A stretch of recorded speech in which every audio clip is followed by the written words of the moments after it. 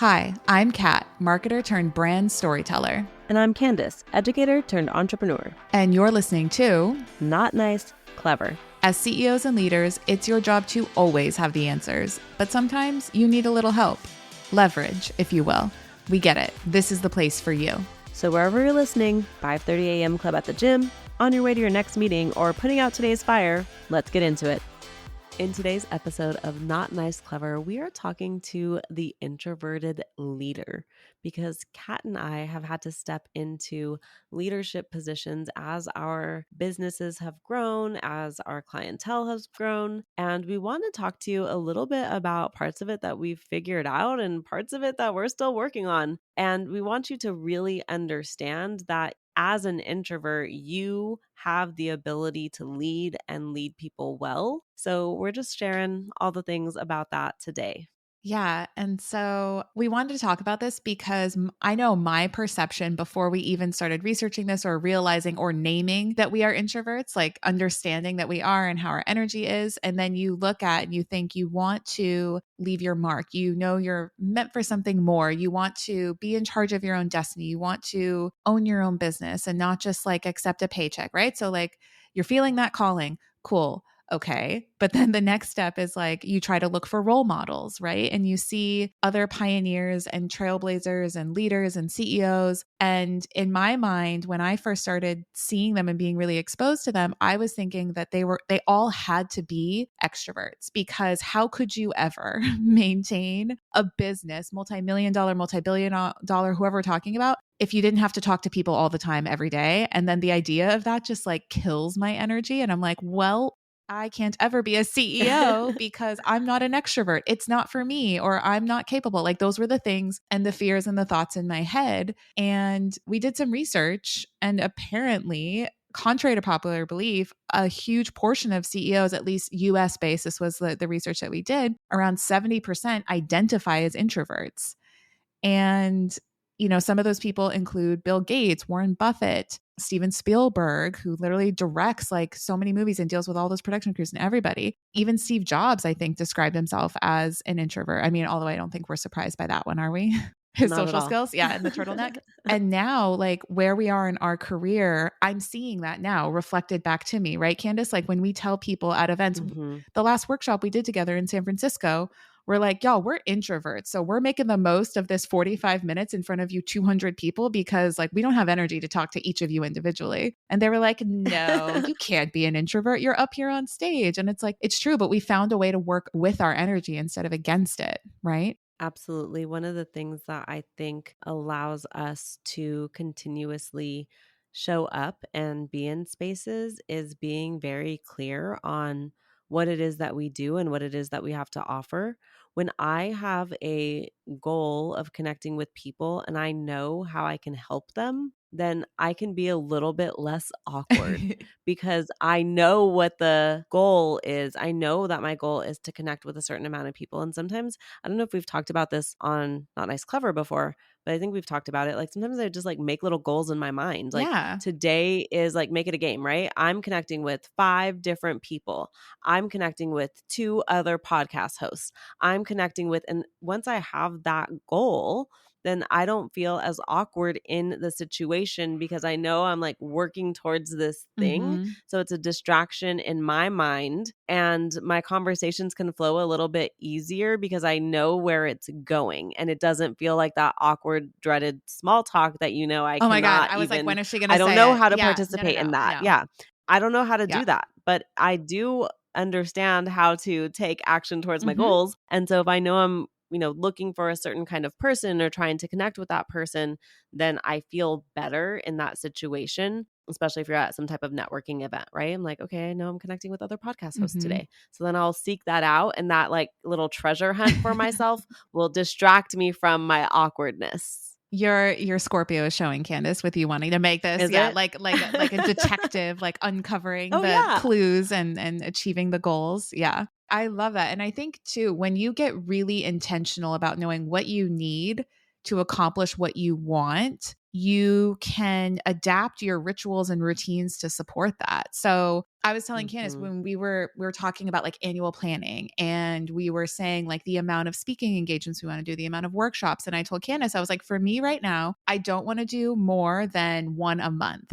That might change, but for right now, with where I'm at and my current commitments, if I'm traveling longer than 4 to 5 days in a month, I am too out of routine, and other areas of my business and my life suffer.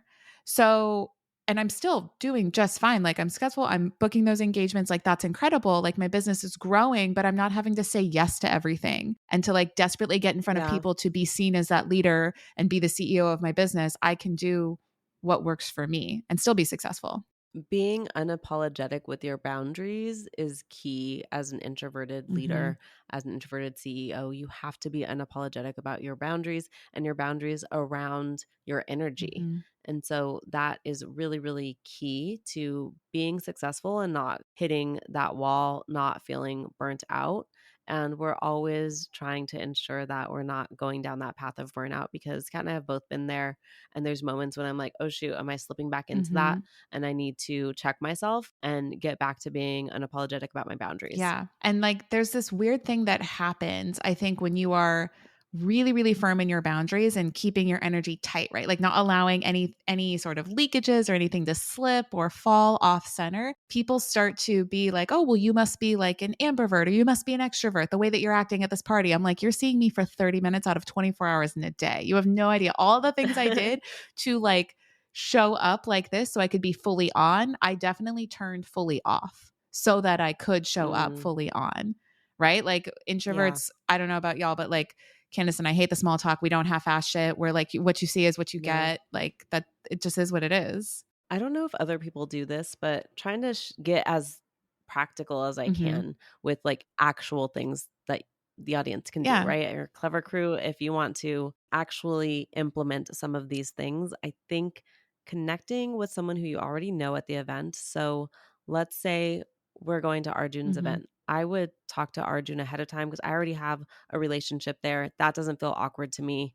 That's easy, right? So I will go to a person I already know and say, Arjun, who are 3 people in this room that are the best people for me to connect with? Mm. Because Arjun already understands my business, understands what I'm working towards and who I could help, he can easily give me the name of a few people in that room Mm-hmm. and maybe even make the introduction for me so I don't have to feel awkward about it. And so he can say, hey, so and so, here's my friend Candice. This is what she does. I think you guys would connect because Mm-hmm. XYZ. Now I'm like, okay, guard is down. Mm-hmm. This isn't awkward. I didn't have to start this conversation on my Right. own. There's already a little bit of trust here because we have a mutual Mm-hmm. friend. And now I can start that conversation. So I think if you're in the situation, there are many ways around getting to the point that you want to be at. Yeah. It doesn't have to be the same way as the person next to you, right? I might ask for an introduction 100% of the time, Mm-hmm. and that is okay. Yeah, absolutely. I think for me, it's being able to be invited or having something to respond to is really, really helpful. And the other thing too that I love and I admire in a lot of leaders who most of them are introverts and CEOs of organizations, teams, companies of varying sizes is that when you're an introvert, you really thrive on your own. And I think this is something that people overlook. Everybody, like, they come to us and they're like, we want to build a brand. We want more followers. We want a bigger audience. We want more money. We want more teams. We're like, cool, cool. How are you first though? Like, who are you? Right? Like, what are your values? What do you stand for? What's your story? Like, who are you actually qualified to serve? And I share that example because I think leadership, if you want to be seen as a leader, you first need to lead yourself. Like it all starts with you. Like you're the foundation and the engine behind everything. You're right. Like everything in your life is a reflection of like you, what you allow, what's an opportunity, what's a lesson for you. Like, and so thinking about how you lead yourself when nobody else is around. Like, how do you talk to yourself? Mhm. How do you move your body? How do you treat your body? What are the thoughts that you have? What are the actions you take? Do you keep the promises you make? Like what does that look like when Yeah. the camera's not on, you know? This accidentally came out of my mouth on a webinar the other day, and now I'm like, "Ooh, maybe that was, like, on purpose and, like, that was a Tell good thing," but, me. like, I felt it in the moment. I was like, "Ooh, should I have said that?" But I was like, "Look, you guys aren't pushing record because you don't like yourself and you don't like your life." And We I was like, we "Oh need a moment of shit." silence for that I one. was like, Just yeah. Yeah. right? Damn. Because if you liked what you were Why doing wouldn't you and you're share it? enjoying your Yeah. life, then why would you not want to share it? Girl. Right? But you're not happy with yourself in some way. And I heard Giselle say this the other day. She was like, I use social media as a jumping off point to talk about personal development. And I'm like, yep, because that is what it is. Mhm. It's if you are still telling me that your life is too boring to share, why the fuck are you leading a boring life? Like, To my soul. you get to Right decide there. every single day Ugh. how you are living your life. Mm. And if you're bored, how long are you going to go on like that? Y'all got to start there. We know you think you know what you want. You want the accolades, you want the top producer, you want the amazing website, you want the wardrobe, you want the fans, the audience, the following. Oh my God, this is a PSA to anybody who wants to work with me in a consulting capacity. If you are going to hire me to increase your following online, do not hire me because that is not the primary goal of Well, working with me, right? I did a whole thing about this. Like, if you want more followers, be follow worthy. Yep. What am I following you Give us a for? What am I reason. learning? What am I getting? What am I experiencing? Like, if you are joyously living your life, I'm probably going to connect with that energy and I'm probably going to want to Mm-hmm. follow.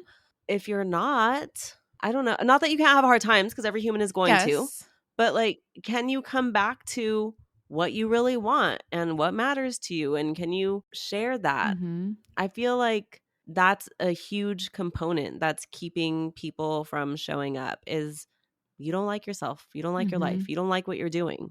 And now that's a barrier. Yeah. And, the one thing that has really helped me, like the strategy, Candice, that you shared about events, is to find other people who are similar to you, like other people who are like, I'm not going to that event until I know how many people are going to be there, what the goal is. And I want that human safety blanket. So like, you're going to be there at 5 o'clock. Totally. I'm going to be there at like 5:05. So I don't have to waste a minute standing there by myself in the corner, watching everybody else mingle. Like Mm-hmm. find people like yourself, so that you know that you're not the only weird, awkward person that's drained by other people, that hates small talk, that wants to go deep. It's nice to know you're not alone. Definitely still take your alone time, but find those other people so that you can band together and figure out ways to basically hack the system, because your energy is your energy and that's just not going to change. So you got to work with it Mm-hmm. to get what you want. And I guarantee you that the moment that you are able to not be alone, still take alone time and lead yourself well in a way that you take pride in, it'll be easier to want to show up online. And yes, life will still happen. There are ups and downs. I still share those ups and downs online. The main thing that I don't do, though, knowing how empathetic and intuitive I am, is that if I'm in it, I don't share it. I share it after Yep. I'm out of it, right? That's typically my advice for my Yeah. clients. If you're like in it and you're like in That's when the it's like messiest cringy. part of Yeah. it, yeah, like I would just recommend that you don't share because your emotions will like take the best of you. And Mm-hmm. then when you're like, okay, I've kind of come over that hump and you're starting to come down off that situation, and then you want to reflect and share that Mm-hmm. as being helpful to someone else, I think that's a better place to be for most people Mm-hmm. because, sharing it when you're in it and you're heated and your emotions are high, you might not feel good about that Mm-hmm. later. And so I think sharing when you're clear headed Yeah. is really important. Absolutely. And like we're talking to people like the introverted leader, right? That's who we're talking to. And I think you can be as much a leader to yourself as to like your family, as to like your team of 5 people or your company of 5,000 people. Like the number doesn't matter. Like there was Mm-hmm. this piece of advice that Coin gave me actually when I was like preparing for a prior keynote. For whatever reason, I was just getting a little bit more nervous than I usually do. And so he was like, Mm-hmm. all right, Kat, he's like, I want you to imagine the audience as one person. They are one being. Mm. And all those faces, all it takes is for you to connect with one person and you'll get the whole audience. Don't think of it as 500 people. Think of it as one entity composed of all of these different people and personalities and stories. He's like, all you need is one, and that's it. And that reframe was huge for me because I think it probably was the biggest live audience I'd ever spoken in front of. That's probably why it was getting to Mm-hmm. me, because up until that point that had been true. And I was like, oh, I've never done this before. Like, what does this look like? What does this feel like? But you don't need to like have this massive company or have all these awards to be a leader or to be seen as a leader. You can just be a leader of yourself and of those around you. And you do that well, you do that right, that will inevitably grow. It can't not grow because people love to be inspired and led by people who lead themselves well. Like that shit's really cool to be around. I think that's absolutely true. And I think that sometimes we're afraid to create healthy boundaries for ourselves because we think that it's going to put people off. What I've found is actually having those boundaries in place really helps people to like admire me because most people want to have those boundaries Mhm. and they're afraid of it. Right? So when I put the boundary in place, like I'll say something like, "Okay, we have 15 minutes on this call and we need to accomplish XYZ. Like, this is what needs to Right. happen in this period of time because maybe I have a meeting after, or maybe I've been in 4 hours of meetings and I know I'm done. I don't care what the reason is, but we are stopping at this Yeah. time. And when I do that, what I find is that people value my time even more, Because you're even valuing more it. because I'm valuing my time. And instead of not liking me, Mhm. they appreciate it more and then appreciate all the time that they do get to spend with me. Right. Mhm. And so I feel like that is really key. And if you're afraid to create boundaries that are good for yourself as a human being, I encourage you to do that and see how people respond because there's going to be a few people who, especially if it's new, Mhm. they're going to feel weird about it. But if you, for every new person that you introduce in your life, you already have that boundary in place, it's going to feel really good for Mhm. them because they know what to expect. They do. And honestly, the busier, quote unquote, the busier that I've gotten, the more that I have grown, the bigger my business, my exposure, the events that like we do together, this podcast, I as an introvert need to be very unapologetic with my time and with my boundaries or I will burn out. Like and I signed up for this. This is what I want. It's still what I want, so I will continue to do it. I just need to always be very very self-aware about what my own limits are and what my own boundaries are. Otherwise, everything's going to suffer. And so Yep. you if you want to, be on that path, like it definitely starts with boundaries with yourself and not apologizing for them. There was this reel that you shared. It was this therapist that talked about how being nice and not having Mm-hmm. boundaries and always saying yes is actually manipulative and it's self-destructive. Can you talk a little Mm. bit about that? Because I think that's so applicable here. Like she just randomly popped up in my feed, probably because we have a podcast called Not Nice Probably. Clever, and she was talking about just what Kat said, that being nice can be manipulative, like because are you genuinely responding to a person or you're being nice because that's what you were told to do? Because those are two different things. Like if I genuinely feel something towards you and I want to be nice to you and I want to engage versus like faking it because society says I have Mhm. to, like that's actually manipulative. It's rude. It's not nice. It's leading someone to believe something that's not actually true. And so I think that when your yes means yes and your no means no, you'll have stronger, positive relationships versus I'm always just going to say yes so no one's ever mad. Mhm. So they like And then me. I'm going to show up with, I'm going to show up like resentful that I'm Mhm. there, or I'm going to bail out at the last minute. And it's just going to make everything off in that Mhm. relationship. And so make your yes mean yes and your no mean no. And protect yourself, your boundaries, your energy. And some days you might say no to a meeting because you literally need to read a book or take a walk or whatever it is that you need to do to recharge. And that is your own meeting with yourself, and you should honor it and respect it in the same way that you do with anyone Mhm. else. I have a funny story about this. So Yeah. Shane is a client and a listener, and Shane messaged me the other day and he said, I see that we have a meeting on a Monday. And I listen to your podcast enough to know that you do not take meetings on Mondays. So I'm just going to assume that that means I'm really special. And I started laughing because it's funny because he's definitely listened to my podcast and I don't take meetings on Mondays. Typically, Mhm. this month I was for the holidays just because I'm taking many days off. I was like, I need a little bit more time to finish up my work with my clients. So I opened up my Monday blocks, which is very Yeah. unusual. But I love that Shane noticed. And he also like feels important and special because I did do it. And he's going to value my time and he's absolutely going to show up to that meeting and Mhm. not ghost me because he knows how important that is to me. That's because I've shared my values, I've shared my story, and unapologetic about doing that. Mhm. And there's that connection piece there. So if you're afraid, I just want you to encourage you to not be afraid, Mhm. and that it might be clunky in the beginning, but it gets better with time. Mhm.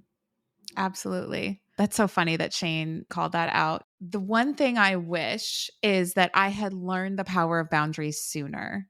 And now that I have, I'm like never going back. It's like peeking behind the curtain. It's like, oh, that's the Wizard of Oz. Cool. Okay, great. I'll never like be surprised again. It's still surreal to me. And I don't know if other CEOs, even some of the CEOs that we mentioned at the beginning of this episode, feel like this sometime. But I know some of our mentors that we look up to do, where it's like people come up to us at events and they're like, is it okay if we take your picture? And like, can I get your eyes on this? And I'm just like, I don't even know who they are. And they're coming up to us and saying how much we've inspired them and that they appreciate all the value we offer. And I'm just like, this is kind of surreal. I'm extremely fucking grateful.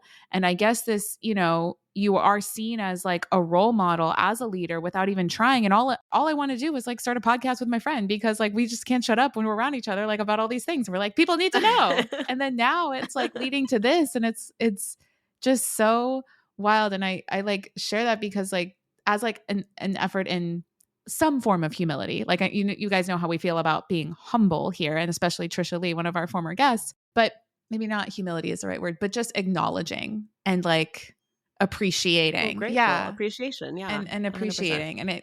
And we will always take a selfie with you as long as the lighting is yeah. right. That's my girl being strategic. Yeah, exactly. Let's face the window. All right. Yeah. Just kidding. Yeah. But really, but if I will bad, make you face the window. If it's bad, we're going to have to like change. We'll have to like walk to like a more favorable place, but you'll totally get the selfie. Right. So we hope this has inspired you at least to take a first few steps, set a boundary, think about how you talk to yourself, not even how you interact with your team or your colleagues or your loved ones, but just yourself, because leadership starts with you. And to know that you're not alone. And if you need a human safety blanket, you happen to find us at the same events, like we will be your safety blanket. We will introduce you to people because it's easier for us to introduce you to other people. Yeah, that's something to do. Oh I God, love right? it. I would like, love to introduce okay, you. I have a task. Yay. Like, let's go. I don't just like not in the corner. We're declaring it here and now. This is the year of the introverted leader. You are so empathetic and so curious and so creative and have so much to give. You just need to give it in the right way so that you don't feel, burnt out. I hope you've enjoyed your time here on Not Nice Clever. Thanks for joining us on Not Nice Clever. Remember to follow Not Nice Clever wherever you listen to audio. And if you haven't already, drop that 5-star review. Share your takeaways. Tell us your story. We love to hear it. Signing off, you're not so nice, but oh so clever besties that mean business. See you soon.